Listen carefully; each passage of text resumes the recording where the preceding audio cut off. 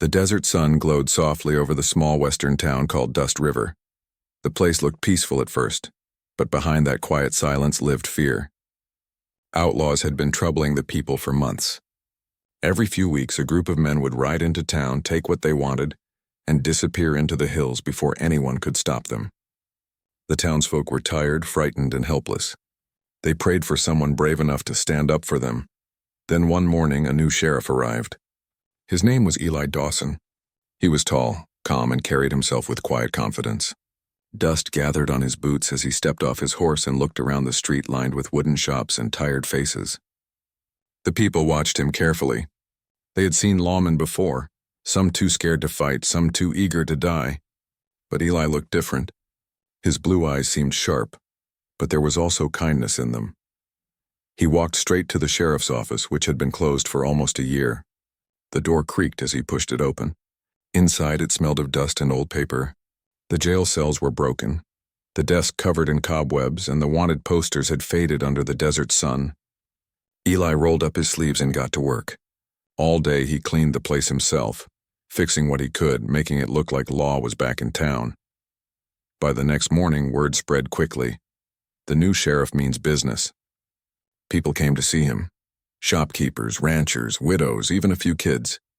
He listened to everyone with patience. He didn't talk much, but when he did, his voice carried calm authority.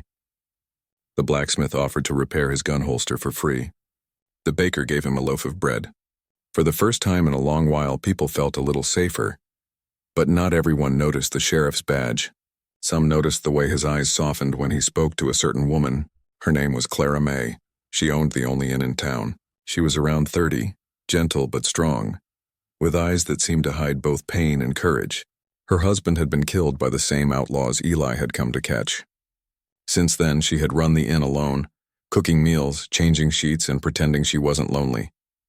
When Eli first arrived, he stayed at her inn. He came in dusty and tired, hat in hand, asking for a room. Clara gave him a polite smile and handed him a key. "Room 3, Sheriff. Breakfast is at sunrise." He nodded and thanked her, but something in her quiet strength caught his attention. Her kindness wasn't loud. It was the kind that came from someone who had seen loss and kept going anyway. In the evenings, Eli would sit by the inn's porch, polishing his badge or reading reports. Sometimes Clara would bring him coffee. They would talk about the town, how it used to be peaceful, how children once played on the streets. She told him how her husband Daniel used to ride with the sheriff before him. Eli listened carefully, his heart tightening a little more with every story. He respected her. But as days passed, respect began to turn into something deeper, something he couldn't name. The townsfolk noticed too. At the general store, whispers began. "The new sheriff sure spends a lot of time at the inn," someone said. "Maybe that's why he hasn't gone after those outlaws yet." It was only talk, but in a small town, talk traveled faster than the wind. Eli heard the rumors but didn't let them bother him, at least not at first. He told himself he was only getting to know the people he had to protect. Still, every time Clara smiled at him or handed him a cup of coffee, his heart skipped a beat, and that scared him more than any outlaw could.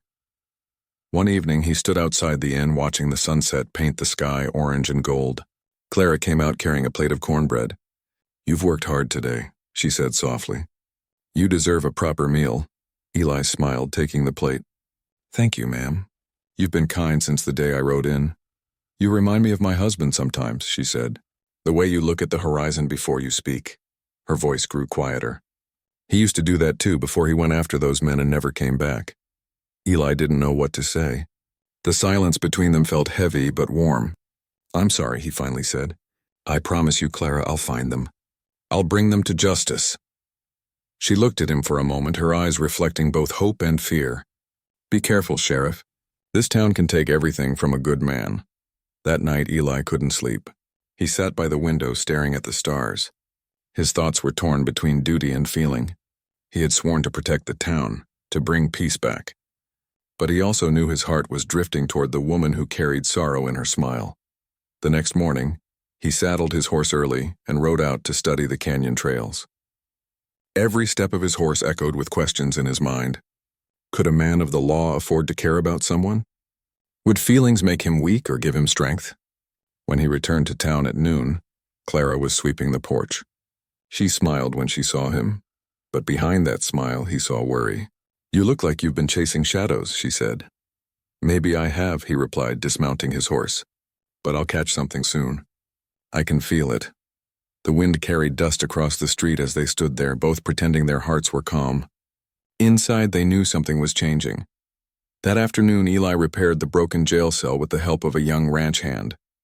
While working, the boy said, "Sheriff, folks think you like the inn lady more than your badge." Eli stopped hammering and looked at him sharply, but the boy's face was innocent.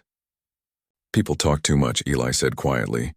But when the boy left, Eli leaned against the wall, feeling the truth sting a little. Maybe he did care too much. Maybe that's why his mind wandered during patrols. Later that evening, Clara brought dinner to his office, a bowl of stew and a piece of bread. "You didn't come to supper," she said. "So I brought it here." He smiled tiredly. "You didn't have to." "I wanted to," she said softly. They shared a quiet moment. The lamplight flickered, painting shadows across the walls. For a second, the noise of the world disappeared. Eli looked into her eyes and saw everything he had been missing: a home, peace, someone who understood him. Then the church bell rang in the distance, breaking the silence.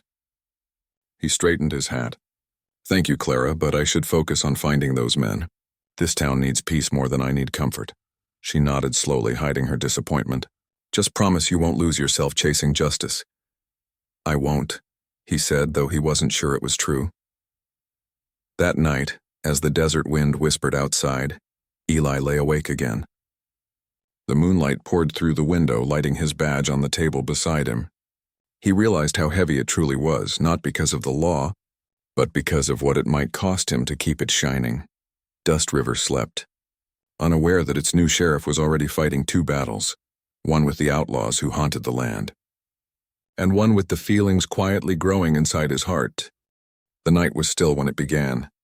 The moon hung low over Dust River, and the wind carried the faint sound of horses galloping. Clara was locking the doors of her inn when she heard it, a series of sharp cracks echoing in the distance. Gunshots. Her heart jumped. She rushed to the window and saw smoke rising near the general store. The outlaws had returned. People shouted and ran for cover. Doors slammed. Lamps went out one by one until the whole street turned dark. From the sheriff's office, Eli grabbed his rifle and ran outside. His boots hit the wooden steps hard as he shouted, "Stay inside, everyone. Don't open your doors." His voice carried strength, but inside his chest burned with worry. The gang was bold tonight. They weren't just stealing, they were challenging him. Eli ran toward the store, the sound of horses and yelling growing louder. When he arrived, he saw two masked men breaking the window and throwing sacks of grain onto their saddles. Another held a gun on the store clerk, old Mr. Barlow. Eli shouted, "Drop the gun," and fired a warning shot into the air. The outlaws turned, startled, then fired back. Bullets ripped through the night. Eli dove behind a wagon, returning fire. The old man screamed as one of the outlaws shot him in the shoulder. Eli cursed under his breath, taking careful aim. He hit one outlaw's arm, making him drop his pistol, but the others grabbed their wounded partner and fled. Their horses thundered down the road, vanishing into the dark hills. Eli ran to Mr. Barlow and helped him up. "You're going to be fine," he said firmly. "You'll see a doctor by morning." But the old man's face was pale. They're getting worse, Sheriff. They ain't afraid anymore." Those words hit Eli like a knife. By the time dawn came, the whole town was talking. The outlaws had come right into the heart of Dust River and escaped again. Some folks praised Eli for chasing them off. Others whispered that maybe he wasn't fast enough. Maybe something was slowing him down. At the inn, Clara helped bandage the wounded clerk. She tried to hide her shaking hands, but her heart ached for everyone suffering. When Eli came by, dusty and quiet, she looked at him with concern. "You did what you could," she said softly. "You saved lives tonight," but Eli didn't meet her eyes. "Not enough," he muttered. "They're still out there." He walked to his office and gathered a few men to form a posse. The blacksmith, the barber, and two ranchers joined him. Clara followed, worry etched on her face. "Sheriff," she called as he mounted his horse, "please don't go alone into those canyons. They know the land better than you do." Eli paused, his gaze meeting hers. Her eyes were filled with fear and something else, something warm that made his heartbeat quicken. "I'll be careful, ma'am," he said quietly. but I can't let them think this town's got no law." She stepped closer, her voice barely above a whisper. "Then promise me you'll come back." For a long second he couldn't speak. The desert wind blew between them, carrying the scent of dust and smoke. Finally he said, "I'll try." The posse rode out just after sunrise. Dust rose behind their horses like a golden cloud. The men followed Eli through the hills, searching for hoofprints, broken branches, any sign of the outlaws' path. Hours passed under the burning sun. At one split in the trail, Eli stopped. The tracks seemed to go two ways. He studied them carefully, then chose the left path leading toward Snake Ridge, but deep inside his thoughts weren't steady. Every time he tried to focus, Clara's voice echoed in his head. Her eyes, her worry, her kindness, all of it distracted him. He should have trusted his training, but love and doubt are dangerous when mixed together. After miles of riding, he realized he had followed the wrong trail. The prints faded into rocks, ending nowhere.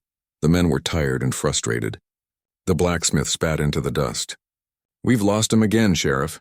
Eli looked around helplessly. The empty desert stretched for miles.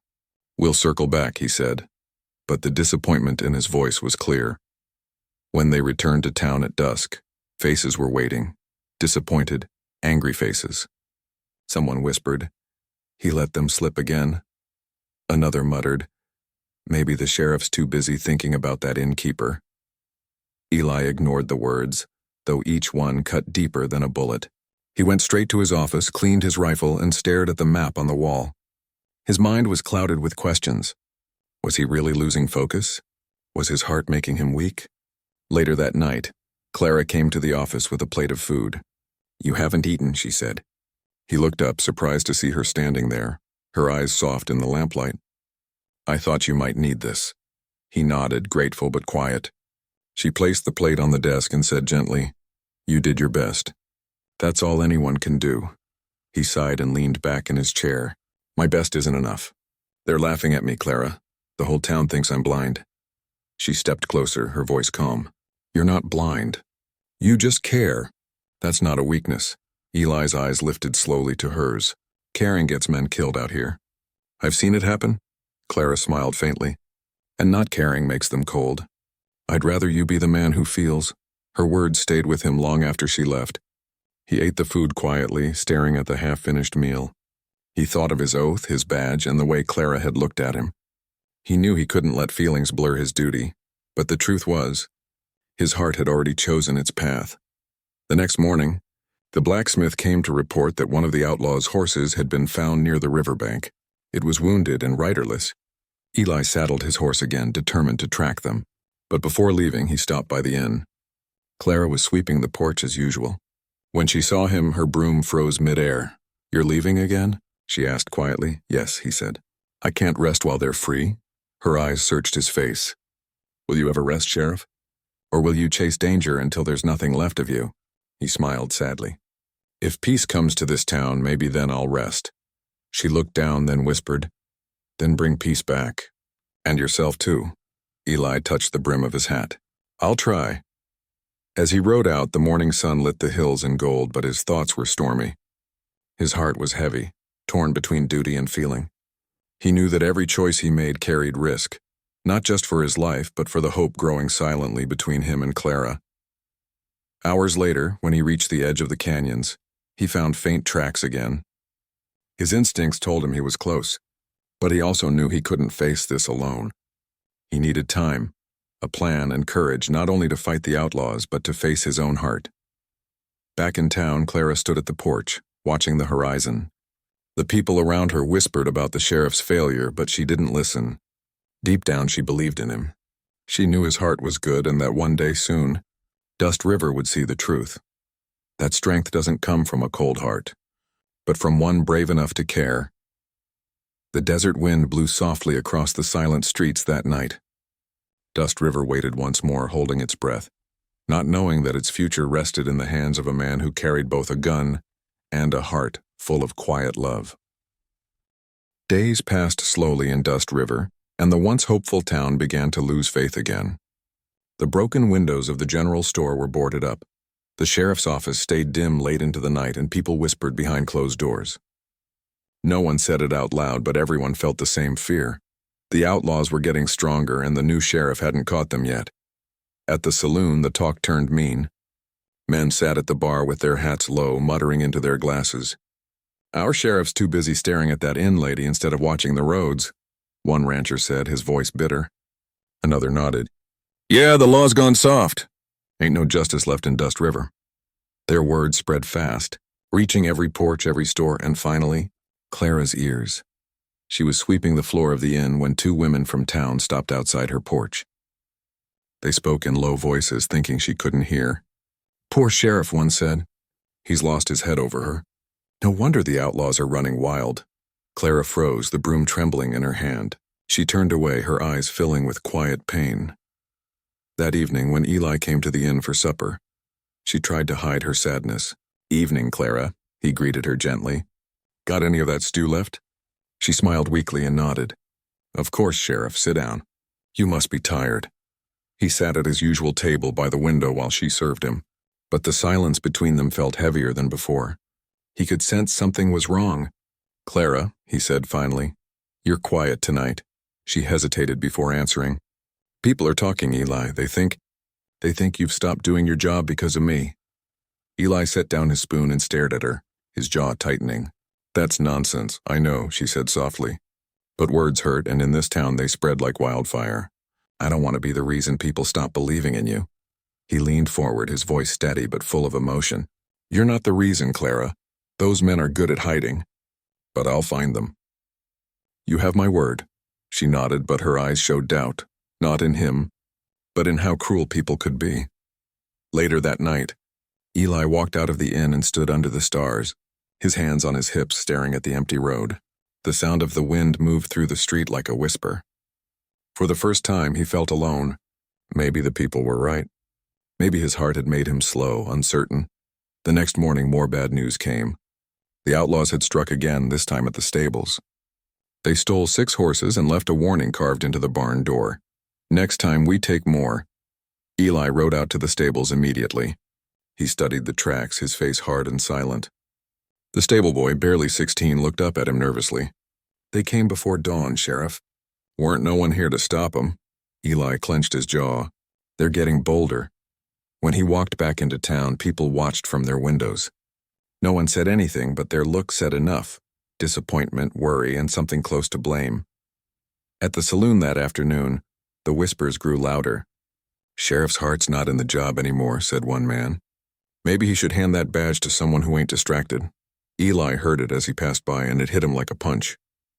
He kept walking, but his hands tightened into fists. That evening, he sat outside the jailhouse alone, the sun setting behind the mountains. The sky turned red and gold, but he barely saw it. He was lost in thought, his heart heavy with frustration and guilt. He didn't hear Clara's footsteps until she spoke. "You didn't come by for supper," she said softly. He looked up, surprised. "Didn't feel like eating?" She sat down beside him on the steps. For a while, neither of them spoke. The sound of crickets filled the air. Finally, she said, "You're a good man, Eli. Don't let their words break you." He sighed deeply. "Maybe they're right, Clara. Maybe I have lost my edge. Every time I close my eyes, I see your face instead of their trail. I can't do my job if my mind's somewhere else." Clara's heart twisted at his words. "You're only human," she said softly. "Caring about someone doesn't make you weak. It makes you real." But Eli shook his head. "A sheriff can't afford feelings. A mistake in this line of work gets people hurt."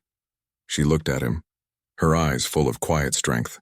"And what happens to a man who stops feeling altogether?" He didn't answer. The silence between them said more than words ever could. That night, long after Clara went back to the inn, Eli sat in the dark office, staring at the map of the canyons. His badge glimmered faintly under the lamplight. He thought of all the faces counting on him, the shopkeeper, the ranchers, the children who waved when he rode by. He couldn't let them down, and yet his heart ached at the thought of walking away from Clara's warmth. When dawn came, he made his decision. He packed supplies, filled his rifle, and saddled his horse. Before leaving town, he stopped outside Clara's inn. The morning sun was rising, and she was standing on the porch with a towel over her shoulder, surprised to see him so early. "Eli?" she asked softly. "Where are you going?" He looked at her for a long moment. I'm going after them. Alone this time. Her face went pale. Alone? That's suicide. I can't keep waiting, Clara, he said. People have lost faith in me and I can't blame them. I need to make this right. She stepped closer, her voice trembling. Don't do this to prove them wrong. Do it because it's right. Don't throw your life away. Eli smiled faintly, though his eyes were sad. You once told me not to lose myself chasing justice. Maybe this is the only way to find who I am again. Clara's eyes filled with tears. Then promise me you'll come back. He hesitated, then said quietly, If I can. He tipped his hat, mounted his horse, and rode away. The sound of his hooves echoed through the empty street until it faded into the distance. Clara stood there long after he disappeared, her hands gripping the porch rail, whispering a prayer only the wind could hear. For the next few days, the town felt emptier without him. The sheriff's office stayed dark, and the people walked with quiet worry. Some said he'd never come back. Others hoped he would return with justice and peace. But Clara refused to believe he was gone for good. Every evening, she stood on that same porch looking toward the horizon, waiting. Out in the wild canyons, Eli rode for miles, following faint trails of hoofprints. The land was harsh and silent, full of secrets. He slept under the stars, his gun always within reach, his thoughts full of Clara's voice. Every sound in the night reminded him of her gentle warning. Don't lose yourself chasing justice. But his mind was steady now. He wasn't riding out of pride anymore. He was riding because he couldn't bear to see the town fall apart, couldn't let her live in fear any longer. Somewhere between duty and love, he found a new strength, one that came from caring, not hiding it. As the sun set on the 5th day, Eli spotted smoke curling up from a canyon far ahead. His pulse quickened. He knew what it meant. The outlaws were near. He tightened his grip on the reins, whispered a silent prayer, and rode on. Back in Dust River, Clara watched that same sunset. The sky turned red just like the day he left. She whispered, Come back, Sheriff, please. Her voice trembled, but deep down she believed, and far away. Under the burning sky, the sheriff kept riding. A man torn between his badge and his heart, both guiding him toward the same destiny that waited in the shadows of the canyon. The desert stretched endlessly before Eli Dawson as the sun burned high above him. His shirt clung to his back, his lips were dry, and his arm ached from holding the reins for too long. He had been riding for 3 days straight, following the faint tracks of horses and wagon wheels that twisted through the canyons. Every mile tested his patience, his courage, and his will, but he didn't turn back. He couldn't. The faces of the people in Dust River, the look in Clara's eyes, and the echo of his own promise drove him forward. That evening, he reached a narrow pass surrounded by steep cliffs. The wind carried the faint smell of smoke. Eli dismounted quietly, crouching near the ground. The sand was disturbed, and fresh hoofprints and pieces of ash scattered nearby. He followed them slowly, his hand resting on his revolver. As he crept around a bend, he saw it, a small campfire flickering in the shadows. 5 men sat around it, laughing as they roasted meat and counted stolen coins. Their horses were tied to a rock nearby, restless and uneasy. Eli's heart pounded. It was them, the same outlaws who had tormented Dust River, the same men who killed Clara's husband. He counted their guns carefully and took a deep breath. Rushing in blindly would be suicide. He needed to wait, to plan, to use patience instead of rage. So, he backed away quietly and found a rocky ridge overlooking the camp. There he waited through the night, his rifle across his knees, watching their every move. The stars shimmered above him, but his eyes never left the flickering fire below. As the night deepened, his mind wandered to Clara. He remembered her soft voice telling him to come back alive. He remembered the way she smiled through her worry, and it gave him strength. For her, he whispered into the night. For the town, at dawn, when the first rays of light touched the canyon walls, Eli saw his chance. 2 of the men wandered off toward the creek, leaving the others behind. He steadied his breath, loaded his rifle, and took aim. With one sharp shot, he hit the first outlaw in the leg before he could reach for his gun. The second man jumped up shouting, but Eli had already moved. He slid down the ridge like a shadow, landing behind a rock near their camp. Bullets whistled past him as the gang fired wildly. Dust filled the air, the smell of gunpowder stinging his nose. Eli ducked low, aimed again, and fired. One man fell, clutching his arm. The other two scrambled for cover, shouting curses. Eli's arm burned where a bullet grazed his sleeve, but he ignored the pain. His focus was sharp, his heartbeat steady. He had faced danger before, but never with this much purpose. He moved from rock to rock, using the land as his ally. When one outlaw tried to flank him, Eli waited until the man's shadow crossed the sand, then struck fast, knocking him down and kicking his gun away. The remaining men mounted their horses and tried to flee, but Eli fired a warning shot into the air. "Drop your guns!" he shouted. "You've got nowhere to go." One of the men hesitated, fear flashing in his eyes, but the leader, a tall man with a scar running down his cheek, and snarled, "You think you can take us all, lawman?" Eli's gaze was cold and steady. "I don't think. I know." The outlaw charged toward him on horseback, firing as he rode. Eli dove to the ground, rolled, and fired one clean shot. The horse reared, the rider tumbled, and the gun clattered away. Silence fell over the canyon except for the echo of the last shot bouncing off the rocks. When the dust settled, 4 men lay wounded, and the 5th, the leader, groaned beside his horse. Eli walked over slowly, his boots crunching in the dirt. He aimed his revolver down but didn't fire. "You killed good people," he said quietly. "Now you'll face the law." The outlaw spat into the sand. "You think that widow's gonna thank you for this? You're just like the rest when trying to be a hero till it gets you killed." Eli didn't reply. He tied them up with a rope he found near their camp, loaded their guns into a saddlebag, and started back toward town. His arm was bleeding, his energy fading, but his spirit burned steady. The ride back was long and rough. By the second day, his vision blurred from exhaustion, but he didn't stop. The town needed to see justice done. Clara needed to see that he kept his word. When he finally reached Dust River, the sun was setting. People looked up from their work, eyes wide as they saw him approaching with the captured men tied behind his horse. The sound of hooves echoed through the quiet street. "Sheriff!" someone shouted. "He got them!" People ran from their homes, gathering around as Eli dismounted slowly, his legs trembling. He pulled the leader forward and pushed him toward the jailhouse. "These men won't hurt anyone again," he said in a tired but steady voice. The crowd erupted in cheers. The blacksmith clapped him on the shoulder. "You did it, Sheriff! You brought peace back." Eli nodded, but his face showed no pride, only relief. His arm throbbed and his shirt was stained with blood and dust. Clara came running from the inn, her apron still on, her eyes wide with disbelief. "Eli," she breathed, "you're hurt." He smiled faintly. "Just a scratch." Tears welled in her eyes as she helped him sit down on the porch steps. She tore a piece of cloth from her apron and gently pressed it against his wound. "You could have died," she whispered. "Didn't plan on it," he said with a weak smile. "Had too much left to do." The townsfolk cheered again, but Clara barely heard them. Her hands trembled as she tied the cloth around his arm. "You kept your promise," she said softly. "You came back." Eli looked at her with tired but gentle eyes. "I told you I would. Justice took a little longer this time." That night, the people of Dust River gathered in front of the saloon. They lit lanterns, sang songs, and toasted to the sheriff who had saved their town. For the first time in years, laughter echoed through the streets. But Eli stayed on the porch of the jailhouse, watching quietly as the stars came out. Clara came to sit beside him, carrying 2 cups of coffee. "They're celebrating you," she said, handing him one. He took it, smiling softly. "They're celebrating peace. That's all I ever wanted." She looked at him for a long moment, her voice gentle. "You gave them hope again, Eli.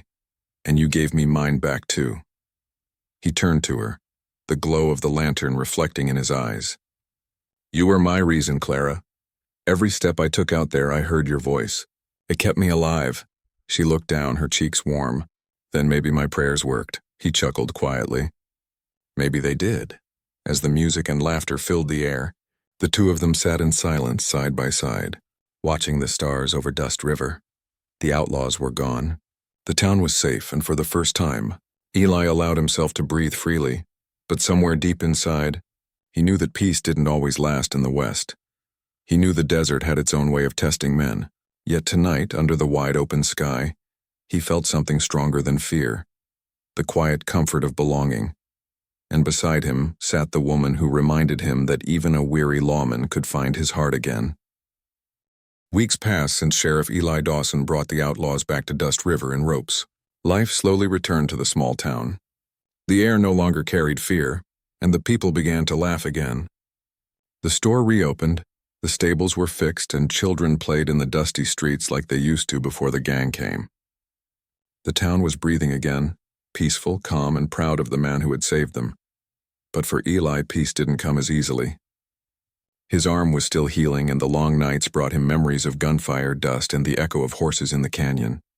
He often sat outside the jailhouse watching the quiet street, his badge glinting faintly under the lamplight. Justice had returned, but his mind was still restless. One evening, the blacksmith came by with a small smile. "You know, Sheriff," he said, "folks talk about you now with pride. Ain't no more whispers about distraction or weakness." "You proved 'em wrong," Eli nodded. "I didn't do it for pride." "I know," the blacksmith said kindly, "but it sure feels good to have a lawman who cares." After the man left, Eli leaned back in his chair, letting the chair's legs creak under him. His gaze drifted across the street to the warm light coming from Clara's inn. He could hear faint laughter and the clinking of dishes. Sounds of normal life, something worth protecting. He still hadn't spoken much to Clara since his return. She'd visited him every day to change the bandage on his arm, bringing warm food and soft smiles, but neither of them had said what they both felt. Maybe they were afraid that words might change something delicate, something beautiful that didn't need naming. One cool evening, Clara stood at the door of her inn, looking across the road. The sun had just set, painting the sky pink and gold. Eli sat outside the jailhouse, as always, polishing his revolver slowly. His hat was tilted low, but she knew he wasn't focused on the gun. He was thinking again. She walked over quietly, her skirt brushing against the wooden porch steps. "You never rest, do you, Sheriff?" she said gently. He looked up, smiling faintly. "Guess not. Old habits." She folded her arms, teasing lightly. "Or maybe you just like sitting where you can watch the inn from across the street." Eli chuckled softly, his blue eyes glinting. "Could be. Keeps me on my toes," she smiled, shaking her head. "You've done enough for this town, Eli. You can let yourself breathe now." He leaned back, watching the orange glow fade from the horizon. "It's strange, Clara. For years I thought my duty was to catch every outlaw, chase every shadow. But now," he paused, glancing toward her, "now I think peace means more than punishment." Clara sat down beside him on the steps. "You've learned the hardest lesson there is," she said softly. "Justice without kindness is just revenge. You've given this town both." They sat together in silence for a while. The night air was cool and gentle, carrying the smell of baked bread from her inn. A horse neighed softly in the distance, and crickets sang from the grass. After a moment, Clara looked at him with a faint smile. "Do you remember what I said before you went after them?" He nodded. "You told me not to lose myself chasing justice." She smiled wider. "And you didn't. You found yourself instead." Eli's gaze softened. "Maybe because someone reminded me I was still human." Clara looked down, her cheeks warm in the moonlight. "You always were, Eli, you just forgot." The next morning, the town gathered for the trial. The captured outlaws were taken to the county prison under guard, and when the wagons rolled out, people cheered for the sheriff who made it all possible. Children waved flags, and even the old men at the saloon lifted their hats. For the first time, Dust River stood tall again. After the wagons disappeared over the hill, Clara approached Eli in the street. "So," she said playfully, "what now, Sheriff?" "The town's safe. No outlaws left to chase." He smiled, wiping sweat from his brow. "Maybe I'll build that fence behind the jailhouse I keep talking about." Clara laughed softly. "You'd rather fix fences than rest?" "I'm not good at resting," he admitted. "Never learned how." She tilted her head, her eyes bright. "Then maybe someone needs to teach you." He looked at her, his smile fading into something warmer, deeper. "You volunteering, ma'am?" "Maybe," she said, her voice gentle but sure. That night, the town threw a small gathering outside the saloon, a celebration for peace. Lanterns hung from the trees, music filled the air, and the stars seemed brighter than ever. Eli tried to stay in the background, but people wouldn't let him. They insisted he join the laughter, the food, the stories. "Speech, Sheriff," someone called out. Eli stood up slowly, looking at the crowd that had once doubted him. "I don't have much to say," he began, "but I'll say this. Dust River stood strong even when the law was weak. You all deserve this peace more than anyone. I just did my job." From the crowd, Clara smiled softly, her eyes shining with pride. When the music started again, she walked toward him. "You're not escaping that easily, Sheriff," she teased. "You caught outlaws, but can you handle a dance?" He chuckled. "I'm not much of a dancer." "Then just follow my lead." She took his hand and they began to move slowly to the rhythm of the old fiddle. The stars glowed above them and the crowd cheered softly. For a moment, Eli forgot every scar, every gunfight, every lonely night on the trail. All he saw was her, the woman who reminded him why life was worth fighting for. As the night grew quieter, he leaned close and said softly, "Clara, I owe you something." She looked up curiously. "What's that?" He smiled gently. "You once asked me if my mind was always on your body, if that's why I forgot to catch the outlaws." Her cheeks turned pink and she laughed. "I can't believe you remember that." He grinned. "Hard to forget words like that." "And what's your answer, Sheriff?" she asked playfully. He leaned closer, his voice low and warm. "Maybe it was. But it's also what reminded me what I was fighting for. Sometimes a man needs a reason bigger than himself." Clara smiled, her eyes shining with emotion. "Then I'm glad I could be your reason." They stood under the lantern light, the laughter fading around them. The music slowed. The stars above seemed endless, and the whole town glowed with quiet happiness. For the first time in years, Dust River slept without fear. The sheriff, who once carried only duty in his heart, had found something gentler, something worth living for. Days turned into weeks, and the bond between Eli and Clara grew stronger. He still wore his badge, still walked the streets at sunrise, but now he carried peace inside him.